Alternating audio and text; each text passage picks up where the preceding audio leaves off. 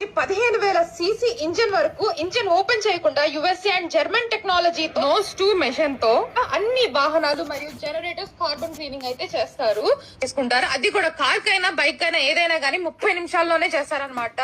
So engines open చేయకుండా just మనకి 30 నిమిషాల్లోనే మన ఇంజిన్ కార్బన్ క్లీనింగ్ సర్వీస్ అనేది చేస్తారు. సో ఏ వెహికల్స్ కి చేస్తారంటే 2 wheeler, car, auto, tractor, bus, lorry, అలానే మనకి trucks, JCB, petrol or diesel, gas వాహనాలకి అయితే చేస్తారు. అంతేకాకుండా జనరేటర్స్ కూడా చేస్తారు. మీ వెహికల్స్ లో ఎలాంటి ప్రాబ్లం ఉన్నా, లైక్ మైలేజ్ రావడం లేదా, పికప్ తగ్గిపోతుందా, బ్లాక్ స్మోక్ వస్తుందా, ఇంజిన్ సౌండ్ వైబ్రేషన్స్ వస్తున్నాయా, అయితే వాహనం ఈ మధ్య స్లోగా అనిపిస్తుందా, మీ ఇంజిన్ అధికంగా ఆయిల్ తాగుతున్నట్లు అనిపిస్తుందా, మీ రైడ్ స్మూత్ గా లేదా, అయితే మీరు ఖచ్చితంగా ఇంజిన్ కార్బన్ ని క్లీనింగ్ చేయించుకోవాలి. Number 1 decarbonising machine manufacturer.